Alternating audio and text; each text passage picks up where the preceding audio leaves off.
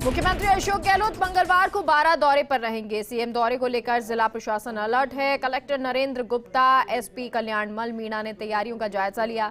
बड़ा बालाजी धाम पर सुरक्षा के बंदोबस्त हैं। खान एवं गोपालन मंत्री प्रमोद जैन भाया ने बताया कि मंगलवार सुबह 10 बजे सीएम गहलोत जयपुर से हेलीकॉप्टर से रवाना होंगे। 11 बजे मांगरोल रोड में बड़ा बालाजी धाम के पास हेलीपैड पर पहुंचेंगे। फिर सीएम हाईटेक महावीर निःशुल्क पशु पक्षी अस्पताल एवं ट्रोमा सेंटर का शुभारंभ करेंगे। मुख्यमंत्री गहलोत श्रीमद् भागवत कथा महोत्सव में शिरकत करेंगे। इस दौरान खान मंत्री प्रमोद जैन भाया, प्रदेश अध्यक्ष गोविंद सिंह डोटासरा, विधानसभा अध्यक्ष डॉक्टर सीपी जोशी मौजूद रहेंगे। दोपहर में सीएम गहलोत कोटा के लिए रवाना होंगे। फिर डूंगरपुर के दोवड़ा में सर्व समाज की ओर से आयोजित श्रीमद् भागवत कथा समारोह में शामिल होंगे।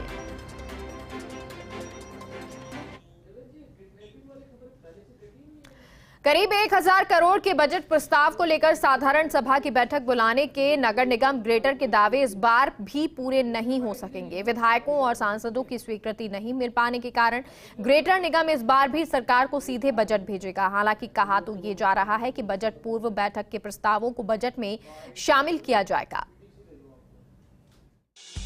जयपुर नगर निगम ग्रेटर में बजट पास करने के लिए साधारण सभा की विशेष बैठक बुलाने की तैयारियां की गई। इसके लिए मेयर डॉक्टर सौम्या गुर्जर ने ग्रेटर एरिया के सभी विधायकों और सांसदों को लेटर लिखकर बैठक करने की अनुमति भी मांगी। 30 जनवरी को इन सभी विधायकों और सांसदों को पत्र लिखकर 9 फरवरी को बैठक बुलाने की अनुमति मांगी थी, लेकिन तब भी माननीयों की स्वीकृति नहीं मिली। जबकि मेयर ने दोबारा सभी को पत्र लिखकर 15 फरवरी को विशेष बैठक बुलाने की अनुमति मांगी है। मेयर सौम्या गुर्जर ने जयपुर के 5 विधायकों और 2 सांसदों को पत्र लिखा है, लेकिन बावजूद इसके माननीयों द्वारा स्वीकृति नहीं मिल पाई। 13 फरवरी हो गई है। कुछ लोगों के हमें जवाब प्राप्त हुए हैं सहमति, और कुछ सहमति क्योंकि अभी आपको भी पता है संसद पार्लियामेंट का सत्र चल रहा है, विधानसभा का सत्र चल रहा है, इसलिए विधायकगण और सांसदगण उसमें व्यस्त हैं। तो अगर नहीं सहमति मिल पाती है तो हम अब तो सहमति मिलने का भी नोटिस पीरियड भी आप 3 दिन का ही आप जारी कर सकते हो, तो ऐसे में बैठक नहीं होगी सीधा। वैसे हमने जो है प्री बजट बैठक करके हमने पूरी हमने ये भी नहीं कहा है कि हम जनप्रतिनिधिगण से हमने सभी से सुझाव मांगा है।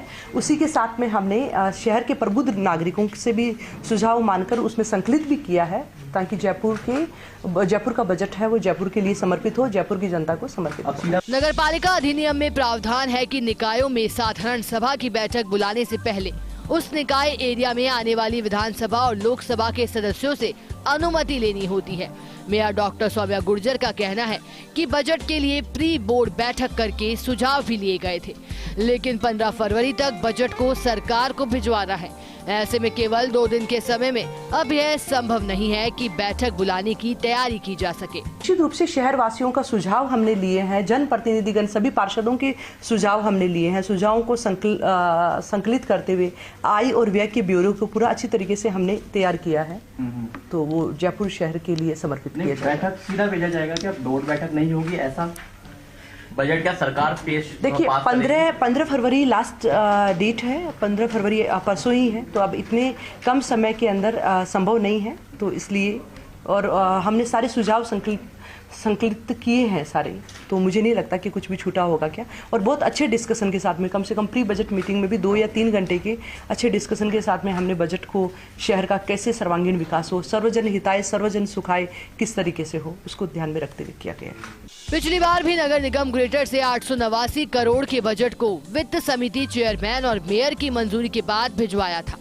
ऐसे में इस बार भी बजट को सीधे तौर पर ही सरकार को भेजा जाएगा, जबकि हेरिटेज नगर निगम ने तो पहले से ही कमोबेश इसी तरह सीधे भिजवाने की तैयारी की गई थी। लेकिन अब शहर के दोनों निगम राज्य सरकार को सीधे बजट प्रस्ताव भेजने वाले हैं। फर्स्ट इंडिया न्यूज के लिए भारत दीक्षित की रिपोर्ट। जयपुर के सांभर में एसीबी ने बड़ी कार्रवाई की। सांभर नगर पालिका चेयरमैन बालकिशन जांगीड़ के दलाल शैलेंद्र को रिश्वत लेते गिरफ्तार किया। एडिशनल एसपी बजरंग सिंह शेखावत ने ये जानकारी दी। बताया कि चेयरमैन ने पट्टा जारी करने के एवज में 2,60,000 रुपए की मांग की थी। 1,25,000 रुपए दलाल शैलेंद्र चौधरी को लेते रंगे हाथों पकड़ा। साथ ही चेयरमैन बालकिशन जांगीड़ को भी गिरफ्तार किया। चेयरमैन से पूछताछ जारी है। जयपुर में ब्राह्मण संगठनों ने विधानसभा पर कई मांगों को लेकर धरना दिया। बजट में अनदेखी और पंडित पुजारी प्रोटेक्शन बिल और ईडब्ल्यूएस वर्ग को छात्रवृत्ति समेत कई मांगे हैं। प्रतिनिधिमंडल ने मंत्री बीटी कल्ला, शकुंतला रावत और प्रताप सिंह खाचरियावास को मुख्यमंत्री के नाम ज्ञापन सौंपा। महासभा के प्रदेश महामंत्री मनीष मुदगल ने बताया कि कई संत और महंतों ने भी धरने को संबोधित किया। सभी ने एक सुर में सरकार को चेतावनी दी। कहा कि बजट में मांगे मानी जाए, नहीं तो उग्र आंदोलन किया जाएगा।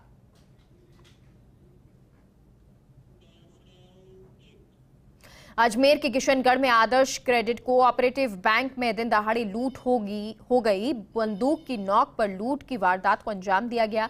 जानकारी के मुताबिक कैशियर के पास रखे 5,40,000 रुपए लेकर बदमाश भागा। वारदात की जानकारी मिलते ही पुलिस मौके पर पहुंची। कैशियर मुकेश सेवदा ने बताया कि बदमाश ने पहले पिस्टल की नोक पर 3 लोगों को लॉकर रूम में बंद कर दिया। बाद में बैग में नकदी डालकर फरार हो गए। बदमाश ने बैंक में अंदर जाने के बाद गाली गलौज भी की। इधर इधर किया ना तो मैंने गेट खोला तो उसने धक्का मारा अंदर। मैंने उधर मार रहा हूँ 2-4 मिनट चला। फिर उधर वो पिस्टल उसने ऐसे अंदर करी ना तो मैंने उसको जो गेट होता ना उसके बीच में ऐसे बिल्कुल एग्जिट दबा दिया तो निकल पाया। फिर उसने हाथ वापस निकाल के फिर इधर वापस पिस्टल लेके आया तो मैं सोए तो मारेगा तो मैं साइलेंट खड़ा हो गया। मैं कुछ नहीं बोला। बाहर निकल के फिर इतने में स्टाफ आ गया। एक बैठे थे, एक ऑडिट में सर आए हुए थे मोदी जी को, तो हम अंदर चले गए। वो लेके तुरंत बाहर चले गए। और ये बैठे थे तो ये एकदम आए अंदर तो ये गेट बंद करने लगे और वो फिर मैंने उनका पिस्तौल देखी और हाथ में वो मुंह के रुमाल बांध रखा। मैं देखो बाहर और कोई बोला अकेले दिखे मैंने तो बैठ गया ट्रांसपोर्ट। बाड़मेर की नागाना थाना क्षेत्र के सखरोड़ा गांव में पानी के टांके में डूबने से 2 मासूम भाई बहनों की मौत हो गई। पुलिस के मुताबिक 2 सगे भाई बहन घर के बाहर खेल रहे थे। इस दरमियान 4 वर्षीय मासूम बच्चा पानी की टंकी में गिर गया तो उसे बचाने के लिए उसकी बहन 6 वर्षीय मनीषा भी पीछे कूद गई। हालांकि लोगों ने दोनों को बाहर भी निकाल लिया, लेकिन तब तक उनकी मौत हो गई थी। ये सखरोड़ा चोकला का है, कल शाम का है मामला। आज इनके दादा ने एक रिपोर्ट दी है कि कल शाम को एक लड़का जो खेल रहा था वो टांके में अचानक गिर गया। उसको बचाने के चक्कर में उसकी एक बच्ची थी 6 साल की मनीषा, वो भी टांके में गिर गई। दोनों को बाहर निकाला गया, उसके बाद उनकी डेथ हो गई। आज पुलिस को सूचित किया गया, मौके पे गए, उनकी बॉडी दोनों ले आए हैं। उन्होंने जो रिपोर्ट दी है उसके ऊपर जाँच करके और अग्रिम कार्रवाई की जा रही है। प्रदेश में राइट टू हेल्थ बिल को लेकर निजी चिकित्सकों के विरोध और सरकारी योजनाओं के बहिष्कार पर चिकित्सा मंत्री प्रसादी लाल मीणा ने सख्त लहजा दिखाया। चिकित्सा मंत्री मीणा ने कहा कि सरकार कानून के दायरे में राइट टू हेल्थ बिल लेकर आ रही है। खुद सुप्रीम कोर्ट और WHO निर्देश दे चुके हैं, लेकिन कुछ चिकित्सक दबाव बनाकर राइट टू हेल्थ बिल को रोकना चाहते हैं, जो कभी संभव नहीं है। आखिर क्या है राइट टू हेल्थ बिल को लेकर विवाद और क्या है सरकार की मंशा, इसको लेकर चिकित्सा मंत्री प्रसादी लाल मीणा से खास बातचीत की संवाददाता विकास शर्मा ने। गहलोत सरकार राइट टू हेल्थ बिल को लाकर पूरे देश भर में एक नजीर पेश करना चाहती है, लेकिन उस बीच में निजी अस्पताल और निजी डॉक्टर्स है, उन्होंने मोर्चा खोल रखा है। हमारे साथ मौजूद है चिकित्सा मंत्री प्रसादी लाल मीणा, उनसे बात करते हैं राइट टू हेल्थ की मंशा क्या है और जिस तरह का विरोध आ रहा है उसके पीछे की वजह क्या है और उसका समाधान करने के लिए क्या प्रयास किए जाएंगे। सर, सबसे पहले तो ये कि राइट टू हेल्थ की एक अच्छी सोच के साथ सरकार आगे बढ़ रही है, क्यों इस तरह का विवाद क्रिएट किया जा रहा है? देखो, राइट टू हेल्थ बिल 96 में बंगाल सरकार को सुप्रीम कोर्ट ने निर्देश दिया है कि सभी राज्य सरकारें राइट टू हेल्थ बिल लाए और WHO की गाइडलाइन भी है। आप किसी को भी पेशेंट को, कोई भी डॉक्टर, एनी पर डॉक्टर, वो अगर कोई पेशेंट इमरजेंसी में आता तो ना नहीं कह सकते। ये WHO की गाइडलाइन है। हम WHO की गाइडलाइन से माननीय सुप्रीम कोर्ट के न्यायालय के निर्देश के खिलाफ कोई कानून नहीं ला रहे हैं। राइट टू हेल्थ लोगों का अधिकार है, जनता का अधिकार है, वो चीज़ हम दे रहे हैं। कोई सा राज्य सरकार देश में नहीं दे सकी, वो हम दे रहे हैं कि जनता का अधिकार है। जनता के बाहर कोई भी नहीं है, चाहे कोई नेता हो, चाहे कोई डॉक्टर हो, कोई सब जनता में है। इसलिए जनता के लिए जो कानून बना रहे हैं, माननीय सभी सदस्यों ने अभी 11 तारीख को सब डॉक्टर्स की, प्राइवेट की, सरकारी डॉक्टर्स को सुना है। अब कमेटी के सदस्य 15 तारीख को फिर बैठेंगे, जो भी निर्णय करेगी सिलेक्ट कमेटी करेगी। सर, कमेटी का फैसला नहीं आया, कमेटी अपनी तरफ से पूरा रिपोर्ट पेश करेगी। उससे पहले डॉक्टर्स ने मोर्चा खोल रखा है, प्राइवेट अस्पतालों में जो है सरकारी योजनाओं का बहिष्कार कर दिया है। क्या इस तरह की डॉक्टर से प्राइवेट डॉक्टर कुछ ही करे, उनकी मर्जी का काम है। किसी का इलाज करे नहीं करे, चिरंजीवी में एनपेलेंट हो या नहीं हो, उनकी मर्जी है, उनकी स्वेच्छा है। सरकार ने किसी को वो नहीं किया, निवेदन नहीं किया कि आप इससे चिरंजीवी में जुड़िए। हम तो ये कहते हैं कि हमारा ये कानून है, हमारा ये चिरंजीवी योजना है, अगर कोई आना चाहे तो हम मना नहीं करते, कोई नहीं करे तो ज़बरदस्ती नहीं। इसलिए डॉक्टर्स की जो हरदर्मिता है वो ठीक नहीं, जनता के खिलाफ, और जनता के खिलाफ कोई भी चीज़ हम मंजूर नहीं करेंगे। सेलेक्ट कमेटी 15 तारीख को बैठेगी। हमने जो भी सिलेक्ट कमेटी में सुझाव आए प्राइवेट डॉक्टर्स के, सरकारी डॉक्टर्स के, WHO की गाइडलाइन के बाहर कोई भी काम नहीं करेंगे। सर, आपने कहा कि राजस्थान पहला स्टेट होगा जहां पे इस तरह का कानून लाया जा रहा है, और राज्य सरकारों के लिए भी कुछ कहेंगे? क्योंकि अभी आपने कहा कि मैं तो माननीय प्रधानमंत्री से भी निवेदन करूंगा कि राइट टू हेल्थ पूरे देश की जनता को मिलना चाहिए। चाहे भारत सरकार भी कानून लाए तो बहुत अच्छी बात है, सारे देश में लागू हो कानून। जनता को अधिकार, अगर हेल्थ का अधिकार नहीं मिलेगा तो फिर हम क्या करने जा रहे हैं, क्या लोगों की मदद करेंगे? इसलिए माननीय प्रधानमंत्री जी को भी ये कानून लाना चाहिए। सभी राज्य सरकार लाए नहीं लाए, पर हम निश्चित रूप से लाएंगे। सर, एक बात यह है कि आपको क्या लगता है कि जो विरोध हो रहा है इसके पीछे की वजह क्या है? क्या कुछ चुनिंदा लोग हैं, या फिर क्या ऐसा लग रहा है कि हम अपनी जो बात है वो चिकित्सकों तक पहुंचा नहीं पा रहे हैं? देखो, मैं इस पर कोई टिप्पणी नहीं करता, उनकी क्या मर्जी है, क्या पीछे क्या है, पर सरकार का जो ध्येय है वो जनता के लिए है। जनता के लिए सरकार जो करना चाहेगी, चिरंजीवी स्वास्थ्य बीमा योजना का विरोध हुआ पहले, हम लाए।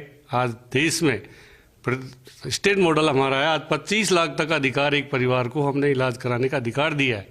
हमने उस चिरंजीवी योजना में उसको, आज कोई भी बीमारी हो जाए, बड़ी से बड़ी बीमारी, 25 लाख तक वो इलाज कराएगा।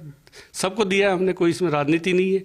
और पूरे देश में मॉडल स्टेट हमारा बनने जा रहा है।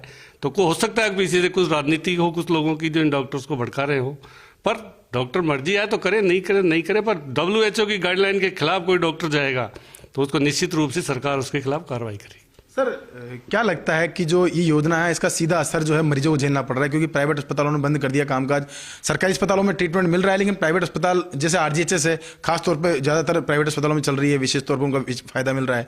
तो क्या लगता है मरीजों को इतनी दिक्कत हो रही है, तो क्या इन लोगों को नहीं सोचना चाहिए? हमारे पास सरकारी ढांचा भी खूब मजबूत है। हर जिले में डिस्ट्रिक्ट हॉस्पिटल है, मेडिकल कॉलेज का हॉस्पिटल है, हर जिले में मेडिकल कॉलेज है। हम कहाँ प्राइवेट करें या नहीं करें, उनकी मर्जी है। हमारे पास खूब अच्छा ढांचा है मेडिकल का, हम उससे लोगों को राहत देंगे। किसी तरह की कोई शिकायत, किसी पेशेंट की अगर प्राइवेट इलाज नहीं करे तो ज़बरदस्ती थोड़ी है, सरकारी में कराइए आप। सरकारी में सुविधाएं हैं, वही सुविधाएं सरकारी मिल रही है आपको, प्राइवेट में क्यों कम? नहीं जाए तो नहीं जाए, इलाज करे तो करे, नहीं करे उनकी मर्जी। हम थोड़ी ज़बरदस्ती कर रहे हैं उनसे आपको ये करना ही पड़ेगा इलाज, पर WHO की गाइडलाइन का तो पालन करना ही पड़ेगा। सर, अंतिम सवाल ये कि क्या अगर इस तरह की हठधर्मिता रही या फिर इस तरह जो विरोध प्रदर्शन और इस तरह से बिल का लेकर हुई, तो क्या सरकार कुछ सख्ती भी कर सकती है इसको लेकर के? देखो, सेलेक्ट कमेटी 15 तारीख को विचार करेगी। सेलेक्ट कमेटी में सभी माननीय सदस्य हैं, और ये माननीय कटारिया जी के अनुरोध पर ही माननीय अध्यक्ष जी ने सेलेक्ट कमेटी बनाई है। माननीय कटारिया जी बहुत वरिष्ठ नेता हैं, बहुत वरिष्ठ हैं सबसे हमारे विधानसभा में। उनकी जो मंशा है उनको भी उन्होंने बता दिया मंशा को, और क्या उन्होंने कह दिया कि ये कानून लाना जनता के लिए बेहद जरूरी है। सर, जो चिकित्सक विरोध कर रहे हैं उनसे क्या अपील करना चाहेंगे? क्योंकि एक मंच तो आना ही चाहिए वार्ता का, अगर मंच नहीं हुआ तो विरोध जो है बढ़ता जाएगा। सर, मंच हो गया, बुला लिया उनको, बात सुन ली उनकी, सेलेक्ट कमेटी विचार करेगी उनकी बातों पर। सर, कब तक बिल जो है धरातल पर आ जाएगा? तारीख को सेलेक्ट कमेटी की मीटिंग है, सेलेक्ट कमेटी में तय हो जाएगा। उसके बाद हम जल्दी माननीय अध्यक्ष जी को अपनी सेलेक्ट कमेटी की रिपोर्ट दे देंगे। तो ये थे हमारे साथ चिकित्सा मंत्री प्रसाद लाल मीणा, जिन्होंने बताया कि पूरी तरह सरकार तैयार है, राइट टू हेल्थ बिल आकर रहेगा। और साथ में उन्होंने कहा कि जिस तरह का विरोध हो रहा है, ये विरोध जो है सरकार बर्दाश्त नहीं करेगी। WHO की जो गाइडलाइन है उस हिसाब से सभी को काम करना होगा, अन्यथा सख्त कार्रवाई भी की जाएगी। कैमरा पर्सन नरेंद्र के साथ Vikas Sharma, first India news, Jaipur. तुर्की और सीरिया में आए भूकंप की घटना ने हर किसी को झकझोर दिया। इस घटना में 10,000 से ज्यादा लोगों की मौत हो गई। जिस वक्त तुर्की में भूकंप आया उस वक्त चित्तौड़गढ़ के हार्दिक समदानी भी वहां फ्लैट में मौजूद थे। चश्मदीद हार्दिक ने बताया कि भूकंप के 2 झटके आए थे और मैं दोनों झटकों के दौरान अपने फ्लैट में ही था। हालांकि हार्दिक खुशनसीब था कि आज वो अपनों के बीच में है। भूकंप को लेकर हार्दिक से बातचीत की सहयोगी PK अग्रवाल ने। टर्की का भूकंप और चश्मदीद गवाह। निश्चित तौर पर मौत को बिल्कुल सामने से देखा हो, उस शख्स से बात करने की कोशिश करेंगे जो उन दिनों टर्की में थे और जिस वक्त भूकंप आया तो खुद को किस तरह बचाया। हमारे साथ हैं हार्दिक, जानने की कोशिश करेंगे। हार्दिक, आप उस वक्त टर्की में थे और जो हादसा पूरा हुआ वो आपके आंखों के सामने हुआ, पूरे मंजर को कैसे देखते हैं आप? जी, काफ़ी डरा देने वाला और काफ़ी दिल दहला देने वाला पूरा जो सिचुएशन था वहाँ पे तब हो गया था।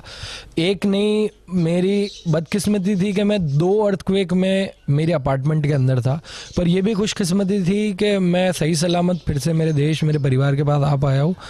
तो उसके लिए मैं बहुत ही शुक्रगुजार मानता हूँ भगवान का कि उन्होंने मुझे बचाया, उन्होंने मेरी रक्षा की। काफ़ी डरा देने वाला जब सिचुएशन वहाँ पे बन गई थी, जो माहौल था काफ़ी अफरा तफरी का था और काफ़ी हर जना जो है काफ़ी डरा हुआ था। अब जो सिचुएशन है अब थोड़ी बेटर है, लोगों में डर थोड़ा कम हुआ है। मैं भी फिर से मेरे देश आ चुका हूँ, तो मैं भी अब बहुत अच्छा फील कर रहा हूँ। इस प्रकार की जब घटनाएं होती हैं तो जिम्मेदारी सरकारों की बढ़ जाती है, चाहे इंडिया की सरकार हो या हम जिस कंट्री में थे वो सरकार है। क्या लगता है, सरकार अपनी जिम्मेदारी ठीक से निभा पा रही थी? हमारे इंडिया के पार्टिसिपेट को आप कैसे देखते हैं? जी, जो टर्की की सरकार का जो रिस्पांस था, मुझे करीब पहले भूकंप के 6 घंटों में पहला टेंट मेरे नज़र में आज गया था, तो 6 से 8 घंटों में जो बड़े शहरों में उन्होंने रिस्पांस कर दिया था। और मुझे काफ़ी गर्व है ये जब मैंने ये जाना कि भारत का जो रिस्पांस है, जो भारत की टीम है, वो वहाँ ऑपरेशन दोस्त चालू कर दिया गया था पहले 6 घंटों में ही भूकंप के। किसी और देश में बैठकर भी ये चीज़ पे निर्णय लिया गया और बहुत ही फुर्ती से अमल किया गया। तो मैं जब टर्की में था और जाना मैंने कि भारत जवानों को भेज रहा है वहाँ पे रेस्क्यू ऑपरेशन के लिए, मेरे जो दिल में गर्व की फीलिंग थी मैं उसे समझा नहीं सकता, इतनी ज़्यादा थी। जब मैं निकलते समय, जब मैं एयरपोर्ट पे, मेरी नज़रें सिर्फ भारत का वो जहाज़ ही ढूंढ रही थी जिसमें रिसोर्स और जिसमें जवानों को भेजा गया है। तो काफ़ी गर्व की फीलिंग थी। और टर्की सरकार ने भी बड़े शहरों में पहले चंद घंटों में अपना रिस्पांस भेजा। भारत का जो रिस्पांस है उसके लिए तो गर्व है ही। तो ये थे टर्की में आए भूकंप की कहानी, हार्दिक की जुबानी। निश्चित तौर पर जिस तरह के वहाँ हालात बने हैं वो किसी से छुपे नहीं थे और जिस तरह से वहाँ लोगों ने अपने अनगिनत आशियाने खोए हैं, तो अपनों का साथ भी छूटा है जिनकी संख्या हज़ारों में रही है। लेकिन अच्छी बात यह है कि भारत ने जिस प्रकार से दोस्ती का हाथ बढ़ाया है और मदद आगे भेजी है, तो निश्चित तौर पर हार्दिक ने भी वहाँ देखा था, जिसकी पलक जो खास बात निकल कर सामने आई थी, एयरपोर्ट पर था तो उस वक्त पलक आंखें वहीं ढूंढ रही थी कि इंडिया की रेस्क्यू जिस प्रकार से जहाज़ पहुँचा है, जिस प्रकार से प्लेन पहुँचा है, वो कहीं नज़र आ जाए। तो कहा जा सकता है कि उम्मीद की जानी चाहिए कि जल्दी से ही हालात सामान्य होंगे वहाँ। लेकिन फिलहाल एक बार तो वहाँ जिस प्रकार के हालात बने हैं उन्हें देख करके हार्दिक भी सहम गया था। कैमरा पर्सन चंद्रेश जैन के साथ PK Agarwal, first India news, Chittorgarh. चुनावी साल में अपनी योजनाओं को लागू करने में बेहद कम समय को देखते हुए गहलोत सरकार गंभीर है। ऐसे में बजट घोषणाओं को लागू करने के लिए जरूरी एक्शन के निर्देश दिए हैं। सीएम के दिशा निर्देश अनुसार सीएस उषा शर्मा ने सभी विभागों को बजट घोषणाओं की 3 श्रेणियां बनाते हुए उसे लागू करने के जरूरी कदम उठाने के सख्ती से निर्देश दिए हैं।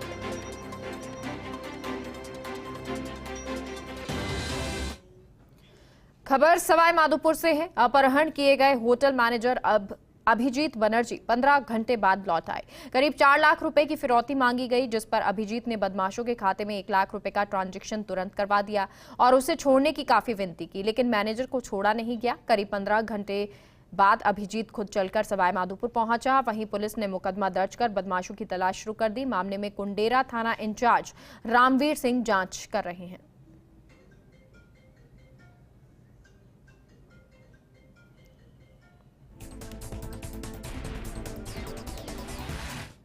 कल रात्रि करीब 9:30 बजे हमारे को सूचना मिली थी कि सवाई माधोपुर के रणथंभौर में जो जूना महल होटल है, उनके जो मैनेजर अभिजीत बनर्जी, उनका कुछ अज्ञात लोगों ने अपहरण कर लिया। उस पर हमने उसी समय जो सूचना देता था, जो जिस समय अपहरण की घटना हुई उसके साथ था नरेंद्र मीणा, जो यहीं का स्थानीय निवासी, उसके बताए गए तथ्यों की तस्दीक की और प्रथम दृष्टया में मामला बिल्कुल सही लगा। तो हमने विभिन्न टीमें गठित करके जो तकनीकी साक्ष्य लिए जा सकते थे वो तकनीकी साक्ष्य लिए, हमने CCTV चेक किए, विभिन्न टीमों को तलाश में भेजा। सवाई माधोपुर जिला मुख्यालय के रणथंभौर से किडनैपिंग का मामला, वह भी रणथंभौर रोड, जहां देसी विदेशी सैलानियों का आना जाना बना रहता है, जहां रणथंभौर के एक जूना महल होटल के जनरल मैनेजर का देर रात अपहरण कर लिया गया।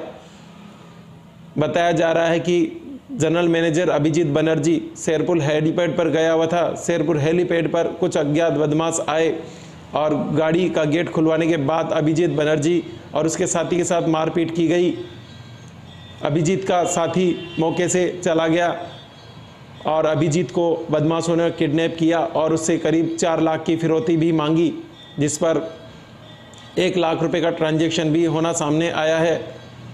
सवाई माधोपुर जिला मुख्यालय में घटनाओं का होना आम बात हो गई है, लेकिन इस तरह की घटना पहली बार देखने को मिली है। फिलहाल इस मामले की जांच में कुंडेरा थाना पुलिस जुटी हुई है और किडनैप करने वाले अपराधियों को सघन अभियान चलाकर पकड़ने के लिए जगह जगह दबिश दे रही है। First India news, Lokesh Tithwal, Sawai Madhopur. राज्यपाल कलराज मिश्र 15 फरवरी को अजमेर में एमडीएस यूनिवर्सिटी के दीक्षांत समारोह में शामिल होंगे। दीक्षांत समारोह को लेकर एमडीएस यूनिवर्सिटी में तैयारियों को अंतिम रूप दिया जा रहा है। यूनिवर्सिटी के कुलपति अनिल शुक्ला ने तैयारियों का जायजा लिया और व्यवस्थाएं पूरी करने में जुटे हैं। राज्यपाल कलराज मिश्र सत्यार्थ सभागार का उद्घाटन करने के साथ ही यूनिवर्सिटी में बने रिसर्च हॉस्टल का भी उद्घाटन करेंगे। इसके साथ ही 3 सालों से लंबित यूनिवर्सिटी के 174 गोल्ड मेडलिस्ट, 200 से अधिक पीएचडी उपाधि और 5 कुलाधिपति उपाधि के साथ ही अन्य विद्यार्थियों को डिग्रियां सौंपी जाएंगी।